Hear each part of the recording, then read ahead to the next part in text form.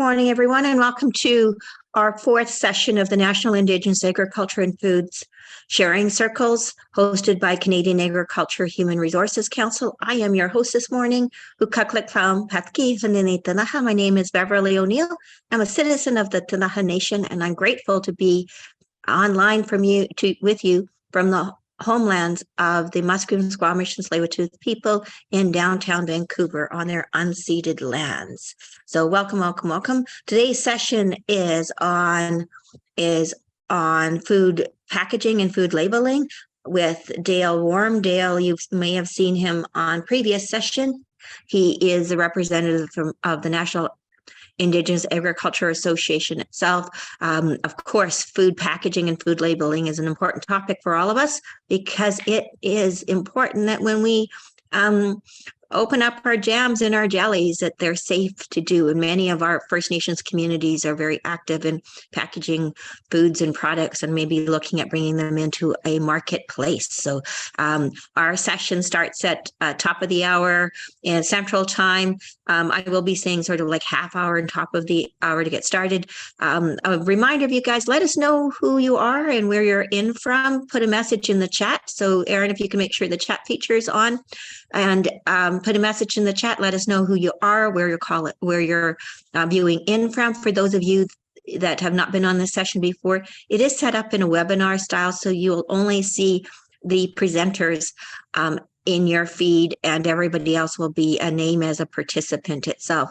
During the session, if you have a question you would like to ask of our presenter, Dale, you can add it in the Q&A feature. It should be on the screen in your bottom area itself.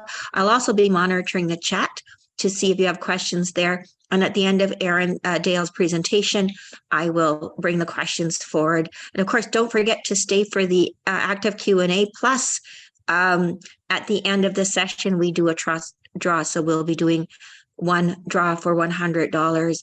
And if you immediately send in once you know you've won, your mailing address to Aaron to make sure you get your prize before Christmas itself. You must be in attendance to win.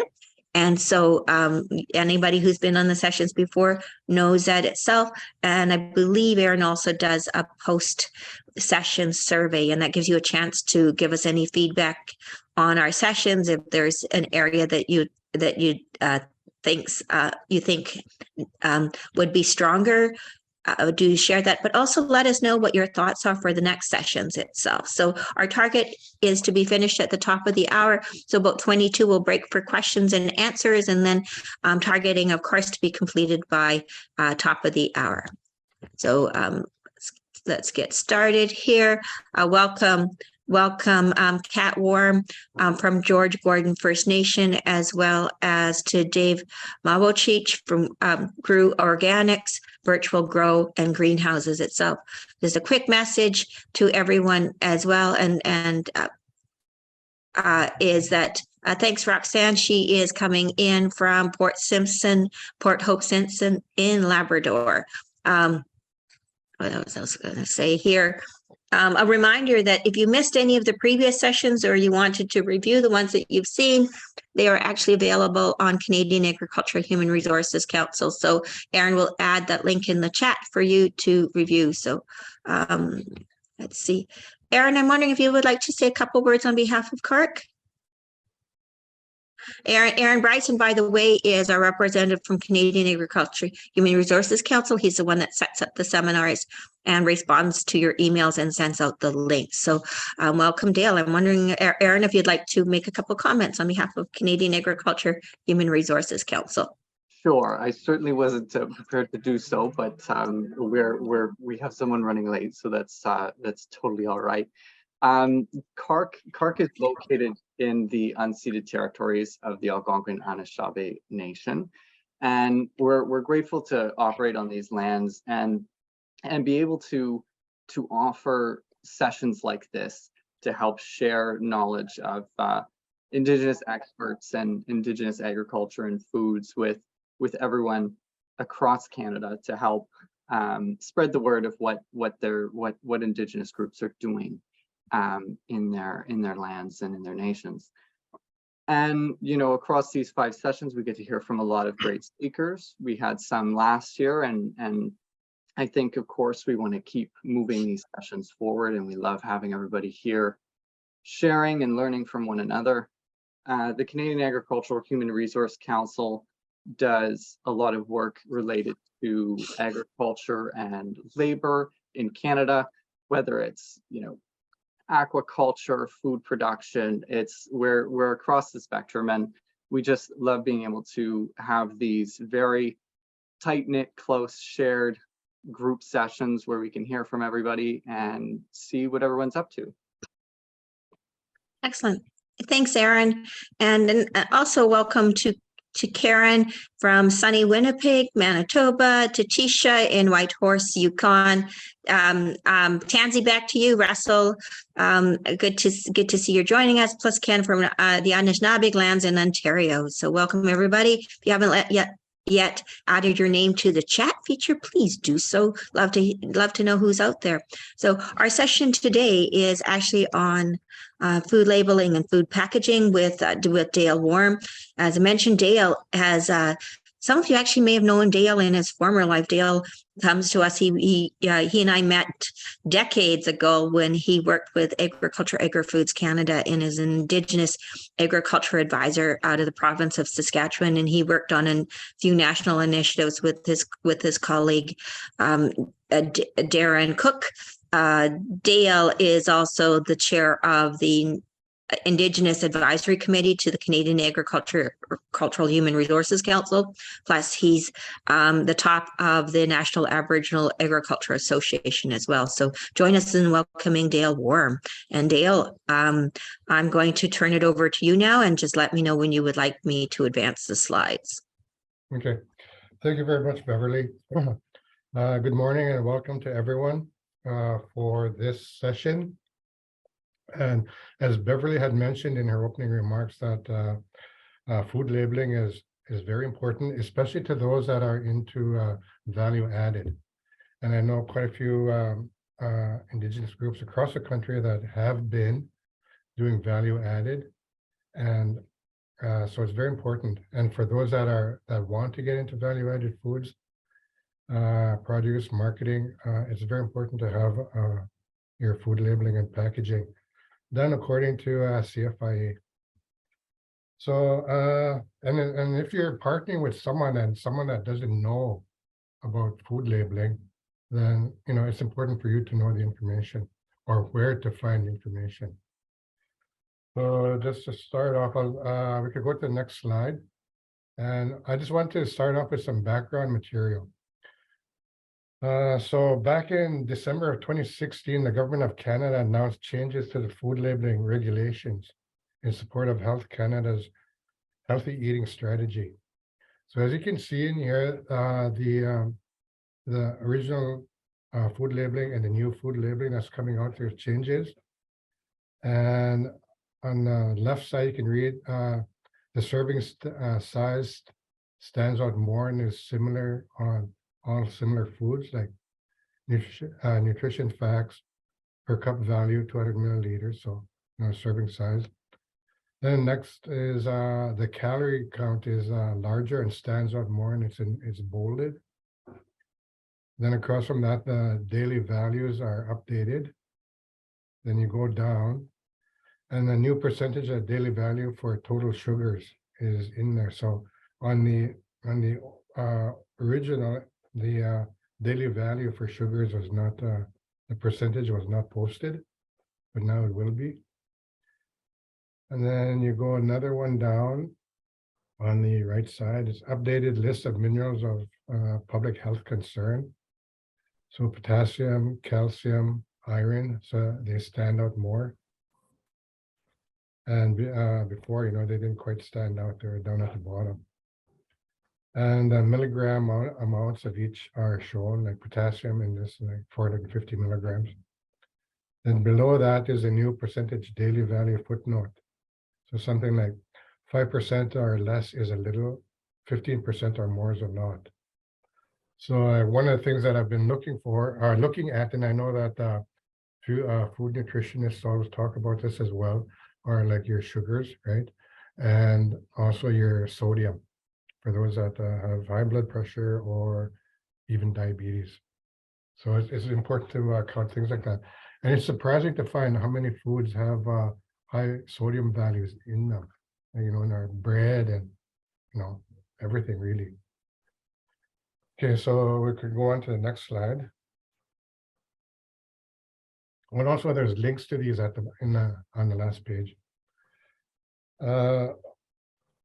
So here's the a bit of background. So in December 14th of 2016 to December 14th of 2021 is a transition period where new labels will still be valid. And December 15th, 2021 to December 14th, 2022, and that's just in like next month. So the transition period will be ending and former regulations are no longer in effect. And new labeling requirements will apply. December 15th, 2022 to December 14th, 2023. Regulated parties must comply with new labeling. So all the new labeling must be done. And a detailed plan will be to be compliant, or they should have a detailed plan to be compliant by or before December 14th, 2023. And after December 14th, 2023, which is a year from now, all parties must comply with new labeling requirements. And I think that's very important to have labels like that that stand out clear. And I know that when this first came out, a lot of producers were really quite upset because it was going to cost them more. But when you look at it, the value to the Canadian population is, you know, we get more of it, is value added. And they're as much as I remember, there were sources where they could get funding to help them with their making the transition for their food labeling. Okay, to the next slide. So labeling, packaging, some of the outcomes, and I must mention that the small scale food processors, which is a national association, this is their training program that they have, and it's accessible to anyone for support. Like if you want to do your barcodes or anything like that, and they're available across Canada, although they're headquartered in BC.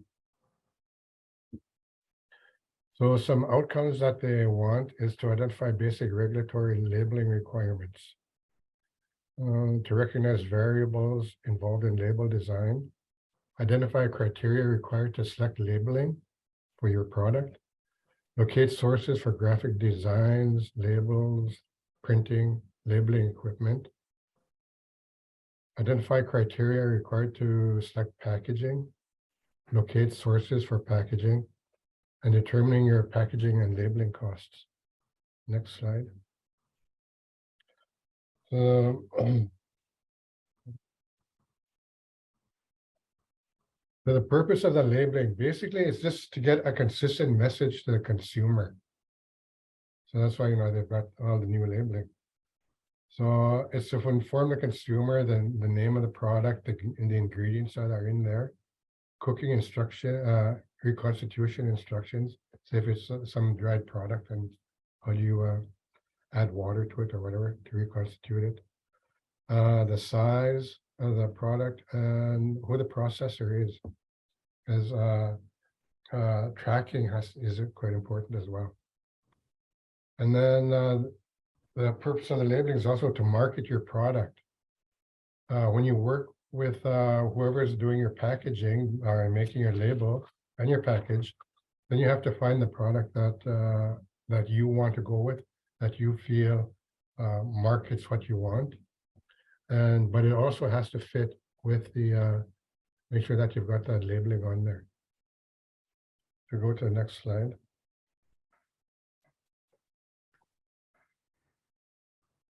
CFI regulations. The packaging size has to be on there. The common name of the food, net quantity in metric units, name and address, the durable life, ingredients, and bilingual labels are important as well. You can view and download the guide to food labeling and advertising from the CFIA website. Okay, nutritional labeling. So in the United States, nutritional labeling is mandatory with some exceptions. And the CFIA National Toolkit is located in the food labeling section of CFIA when you go to their website. It contains all of the information you require for you to comply. And you'll find the link to CFIA labeling guide at the end of this module. So in Canada, nutritional labeling is a core requirement of CFIA. An example of basic requirements for nutritional label includes consumer-friendly measures. Everything's in metric now. Core nutrients as shown on a label and declaration of any additional nutrients. So next.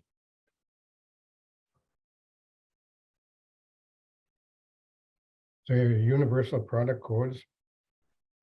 And these are used for product identification and retail inventory management. Most retailers require a UPC code to electronically identify your package. And they may also require additional UPC codes for your outer shipping boxes or any other master cases. For example, if you sold nutritional bars, you require a UPC code for the individual bar. The master case is the bar is sold out of, and finally the upper case the bars are shipped to. That's a lot of detail. And so universal product codes are necessary for selling products in retail stores and used for product identification and inventory management. And next. So designing your label, before drafting your label, maybe I'll just go through these instead of adding on all that detail. So before drafting your label, where will the product be sold? Product information, also called your romance copy.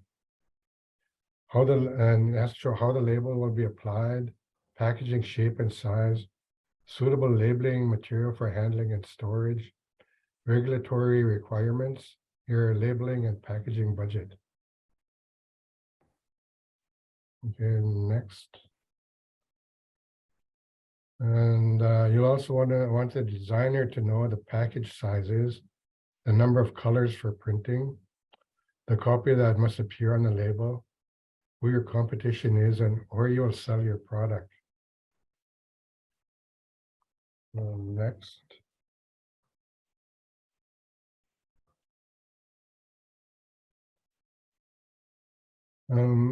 Other points on labeling: consult with CFIA before final proof is ready. Proofread several times before you print. That's very important because often we make the mistake of printing something and we realize there is a mistake, and we have to redo it again. But if you're a producer that's doing this, that mistake will cost you money. Consider the minimum order when printing labels. You don't have to, if you only need 50 labels, don't order 100. Caution, don't overbuy to save on label costs. Okay, you can go to next.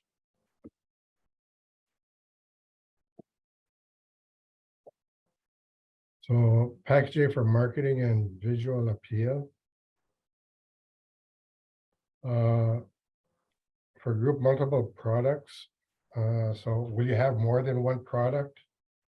If so, do you have defining characteristics of your packaging that show particular groupings of products, how they fit together? And your product display, how does the product stack up on one top of other, like jars or boxes, or are they going to be in bags? And if they're bags, will they be crushed? Like if it was marshmallows or something like that. So you may require some sort of racking or holder to make sure that the label faces the consumer. And the environmental friendliness, over packaging should be considered when selling products in today's marketing. Recognition requirements, example, using packaging shapes or colors.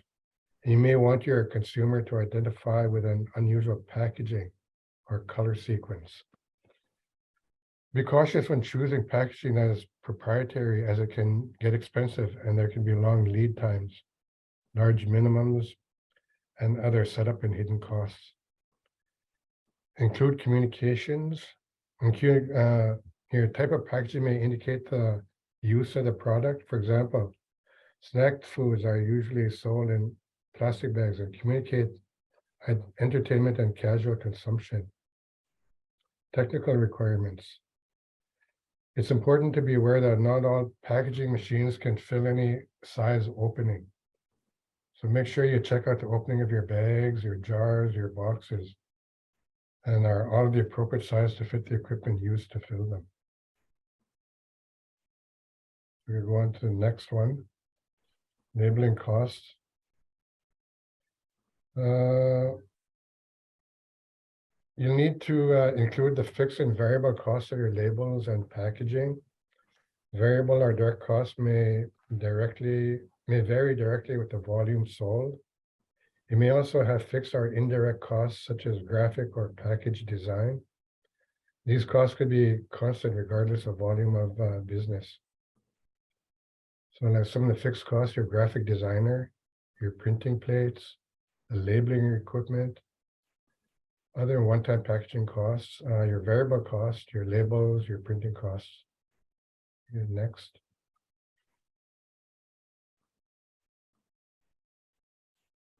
The cost of packaging includes the actual packaging, package covering your product, packing material for shipping, as well as any printing on the packing material.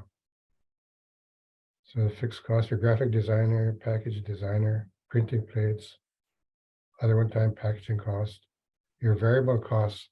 So if are you packing jars, boxes, bags, and then the outer cases, then the printing costs on the outer cases. And then the next.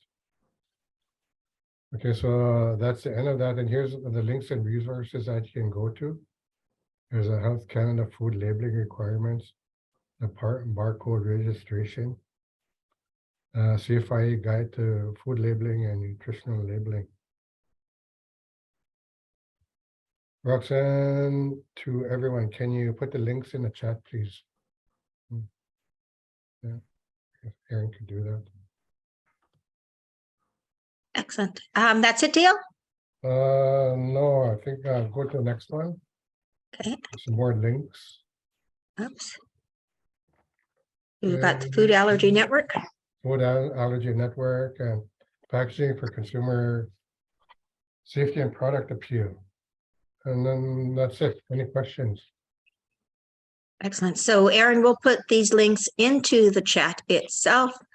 So keep that in mind. So don't worry about it, but you could, if you could also just write down sort of the name of the organization. So I've got a couple questions for you, Dale, and also for our listening audience. If you have any questions, feel free to add them into the Q&A or into the chat, and we'll bring them forward itself. My question to you, Dale, is you talked about labeling, but are all products if you're a micro producer or a small producer, when should you be aware of these labeling requirements, and when do they come into at what stage do they come into force if you're someone who's making products and selling at the local First Nations or Christmas fair? No, like even for say a farmer's market, right? Mm-hmm. They have labeling on them now. So it's good. It's important to have that. So it would be good for any producers to be aware of all these requirements now, and especially after December 14th, and then after December 14th of 2023, and it is really mandatory to have these labeling. Even if you're selling, as you said, into a local farmer's market? I think it would be good to have that. Yeah, you don't have to go totally to that, because I go to farmers markets and the only labeling I see is all the ingredients, but it doesn't give, you know, the Nutritional? nutritional values or anything like that. So how do you get the nutritional labeling? Because obviously they need to, you need to have some sort of consistency, and it would be hard to say, okay, 22% of it is sugar. Yeah. So that's where the links to CFIA will help, and Yeah. also Health Canada, and you Yeah. could find that information there. Yeah. Someone, John Sam writes, where can we find plastic clamshells? So if anyone knows that, if you could just put that into the chat itself. So, so you go to what's Health Canada to send them a sample, or where are the testing labs? It'd be with CFIA, Okay. and they've got testing labs. Could you tell us what CFIA is, just for the Canada Food Inspection Agency? It's a regulatory arm. Basically, there used to be just Ag Canada.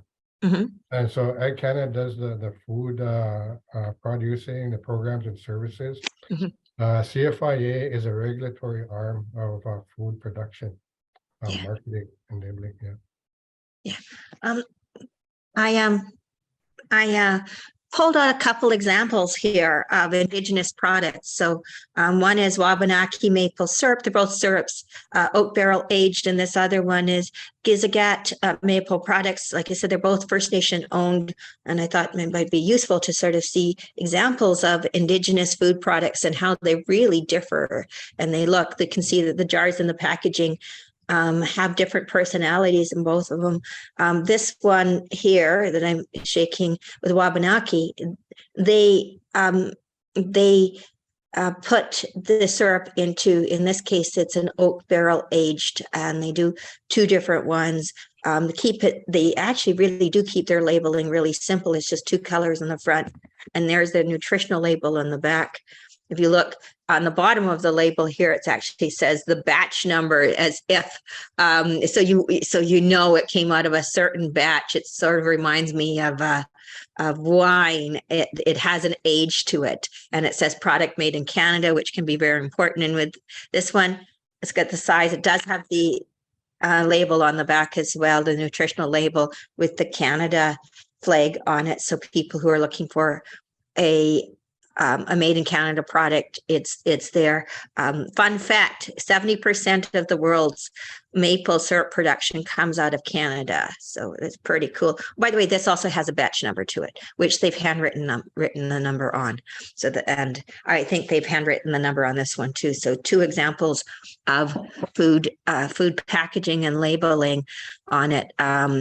So that is good. Thanks, Russell, for sharing with Ron on the classic clams, and how expensive is it to get nutritional evaluation done? Dale, any idea? And what's the timeline too? The time? How long does it take, and what can someone expect for a cost? Those can be found out on the CFIA website. So it'll be different in different provinces, and depending on your product and how you want your labeling done. So those are things that you should be aware of, and work with your designer on that. Don't just go to the first designer that you find. Look for several, and if you feel comfortable working with them, then you know it should be okay. Yeah, I'd say that most of all, the label itself for nutrition, it's pretty standard. So you probably want to work with someone who already does that part of it. But in terms of something like this on the front, that's obviously done by someone who knows what they're doing. This, you know, they have a certain design in mind, and they helped. They helped the owners create something that reflected their message itself. So, yeah. I see in chat here, Russell asked a question, and I to be serious, I don't know anything about biodegradable shells. Mm-hmm. But contact CFIA about that. On that one. Yeah. Okay. Hey, Dale, can you give us an example of, you've done a lot of work across Canada. I know you focus mostly in Saskatchewan, but you've traveled. Any examples of someone you might have worked with that had that started from maybe their kitchen, and what steps did they have to go through to bring it into a mainstream market? Okay, there was a market garden that was did value added, and they were selling into the Northeast United States, and they were going to be starting up in Europe, and they're I can't quite pronounce it, but Jeshpiag First Nation in Quebec was one. And there was also from Wendake, they had some maple syrup from there. This one? Yeah, that must be it. Yeah, this is it. Yeah. Okay. Oh, no, sorry, this is Wabanaki. Sorry, not Wendake. Okay. And then there's some other people that were must have been, they were distilling the essence, the smell of sage and stuff, and they were selling that. And they were So that's an important one. Like, what products actually must have this labeling on it? Because if you're talking about essences, oils, people might not think, well, I'm not going to consume that. But why would that require? What type of products require this this nutritional labeling? I think everything does that humans will use, because if you got a perfume or an essence or whatever, or wanted to bath, right? What if you were allergic to whatever is in there? And so you would need to know, like, say if you had an allergy to peanuts, right? So you need to know that there's peanuts in there, else you'd eat them.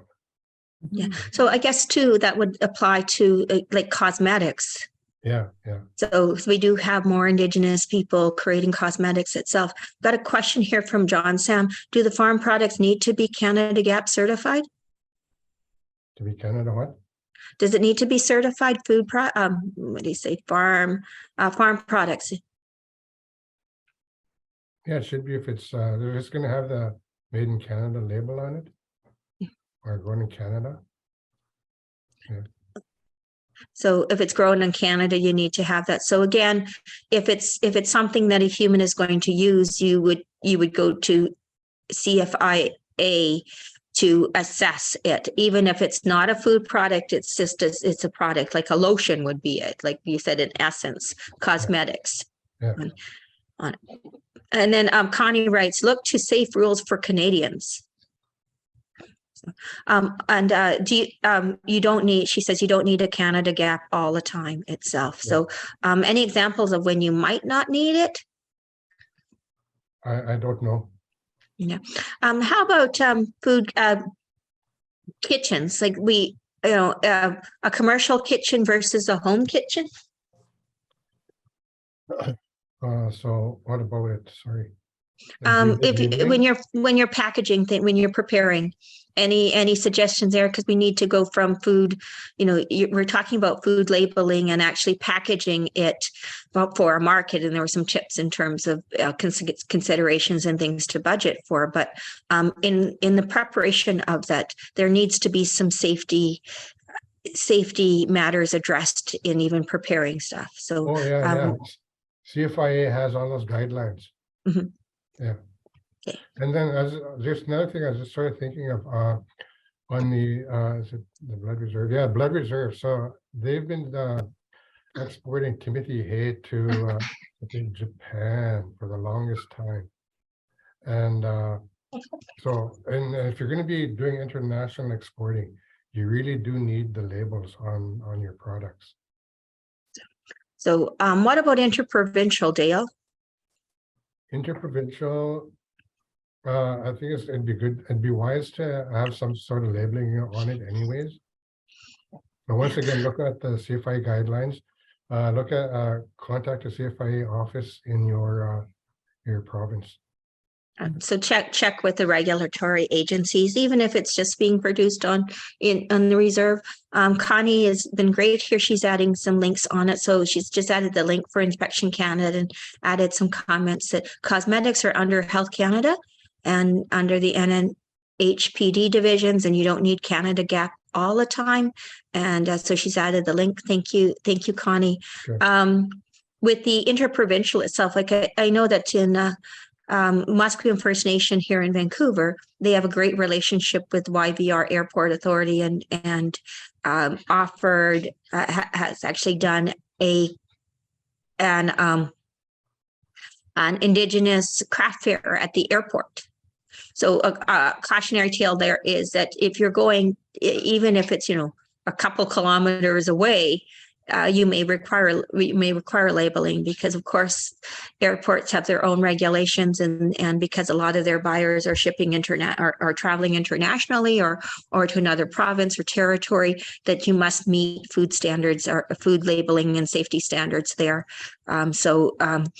Something that's safe that you've been selling at the Christmas craft fair may not meet the standards in another marketplace. So always good to check.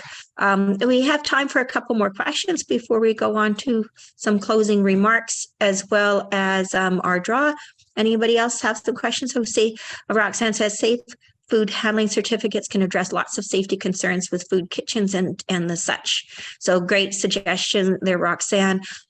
Safe food handling, kitchen courses. Dale, is there a course that people can take to make sure that that they're packaging or safe food kitchens, as Roxanne had mentioned? Yeah, I know that the provinces also have courses on safe food handling. So just contact your provincial government, the agriculture department, or even the health department, and find out from them what those would be.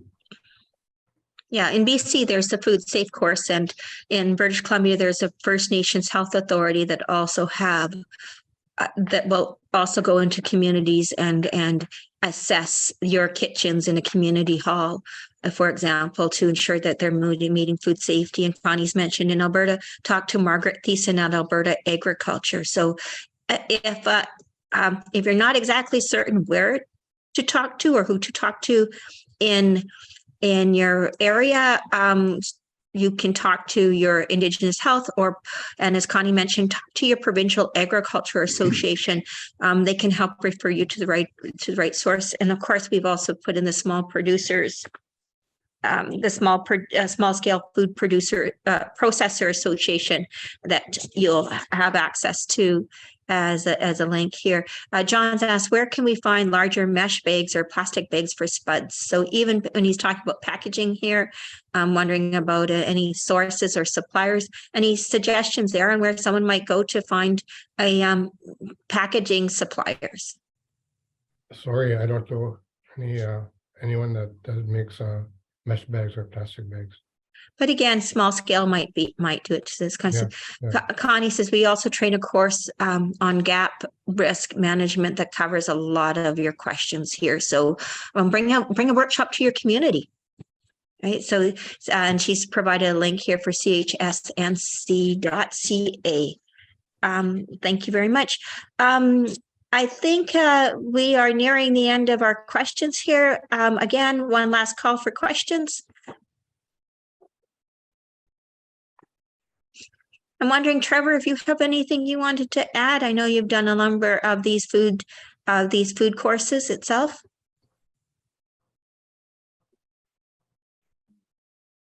No, I think Dale covered it pretty well. Every province is different, and when you're trying to get your product licensed or for the marketplace, you in BC we have approved scientists that can do that for you, but all that information is available from the CFIA as well. So and the small scale food processors can help you in any province and steer you in the right direction for that kind of information too. Yeah, I understand that even universities, there's a number of universities that have sites or sections that actually test or are in some sort of scientific production. I get at University of British Columbia, there's an apple testing field on there, and so again, as you mentioned, small scale producer, processor association can help put you into contact with it. And Connie's added a couple links here too. So again, there's lots of workshops available for you out there you can bring to your community. The kitchen inspection is a good one. Food safe is a great one as well. She's underscored that small scale is an excellent source and they work with them closely. And Trevor, if you can share your email address with John, that would be terrific. Any closing remarks from you, Dale, you'd like to add before we go on to just a summary? No, I was just going to add that as Connie had written, was it Connie? Yeah, that the universities are other places that you can go to, because the University of Saskatchewan has a place where people can go to find out if their product is processed properly. So they don't necessarily, and they're more hands-on than going to, say, the Department of Agriculture here in Saskatchewan. Right. And they probably have a lot of experience with many different products. So I think that's probably a really great suggestion. What happens, of course, is we've got more and more First Nations and Indigenous people sharing our foods in a cultural event with guests from other places, and sometimes packaging them. So good to get suggestions there in terms of how to prepare your foods or package your foods for your guests to take away with them. It could be things such as teas, right? Yeah. Teas and jams and jellies is usually a common one. And Connie's mentioned the Food Processing Center in Saskatchewan as another one. Okay, people, we are nearing the end of our session here itself. So we've talked with Dale Worme on food labeling and packaging. He's provided suggestions on key areas when you're developing your budget. Couple tips, of course, is when you're developing your labeling, you need to make sure it meets the nutrition labeling requirements itself. I think essentially, if you're just making them for food in a local craft fair, your labeling itself may not have as much difference, but it does sort of present your brand and who you are. And as you know, just with these two Indigenous owned syrups, you can see two different. They're both syrups, but they do have two different feelings when you look at the labeling and how it's packaged itself, and also how it would be shipped would make a huge difference. They're both glass, probably a good reason why they're packaged in glass itself. So keep that in mind. You've talked about nutrition. I would say that on these labelings, it's getting closer and closer to ensuring not only safety of the food, but also its how good a product is for its consumers itself. So the new labeling rollout started here in December. It starts here December 2022, and it will be in full force in December 23. CFI website produces a guide, and the Small Scale Food Processor Association. It's a national organization with regional chapters. It's available to help guide you on that and give you links into it. And of course, you also learn about when you need to have bilingual packaging on it. So if you're looking at developing this from a micro business to a mass production, food labeling and food packaging is a very important. See, my dog says, yes, it's important too. Very important for you to know about these things as you're building it. And as Karen says, it's great for individuals that have allergies itself. Yes, email us the presentation. Erin, can you get that off to people? Yes, for sure. I'll make sure we send that out today. I did forget to mention that CAHRC is hosting another webinar. Yes. It's the day after our final sharing circle. Our final sharing circle is on Tuesday, November 29th, and it's on apiary. And it's going to be great, just like all of our sessions. And Lorna is going to be, Lorna Shooter from Lower Nicola Indian Band is going to be talking to us about apiary, and I think it's going to be a fantastic session, like all of them. And so the day after this, on November 30th, we have another webinar series that we're starting, and this one's called Farm HR, Building Practical HR Policies. So I'll post the link for that in the chat if anybody does want to register for that as well. That's just another series that we're starting work on as well. And as Erin is getting the buttons, there's Lorna. For those of you who haven't seen her yet, Lorna Shooter's online. She's going to be our final speaker in our how-to speaker series here. And apiary, also known as beekeeping.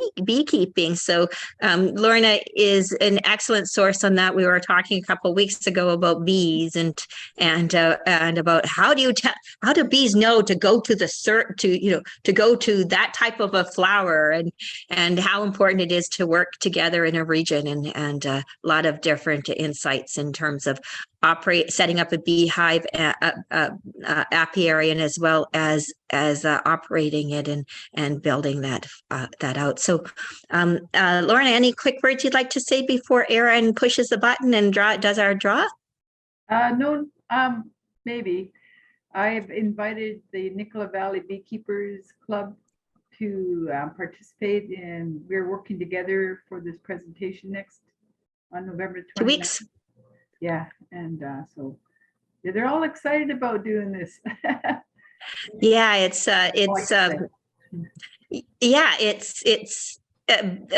beekeeping. Yeah, it is. It's more than just honey. It is, and Yeah. it does, and we do our own individual labels as well. So it's really interesting about what you have to say on this workshop today.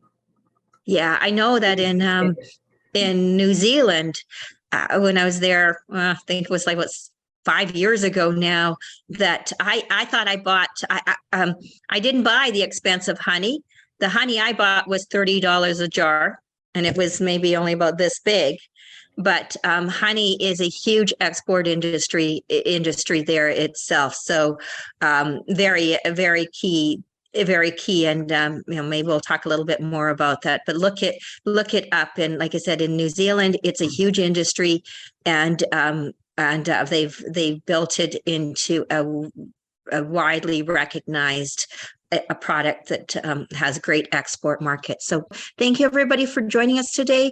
Hope you have a wonderful rest of your week, and do let other people know that we have another session in 2 weeks' time on apiary, also known as beekeeping, with wonderful Lorna Shooter of the Lower Nicola Indian Band of the Itlakapa Nation. And thank you very much to Dale Worme. He's out of Saskatchewan, chair of the Indigenous Agriculture Advisory Committee to the Canadian Agricultural Human Resources Council, and also National Indigenous. And thank you, Trevor, for sharing some insight with us as well today. Thank you, Erin, and everyone. Have a great day. Enjoy the rest of the week, and we hope to see you online here in 2 weeks. Thanks, guys.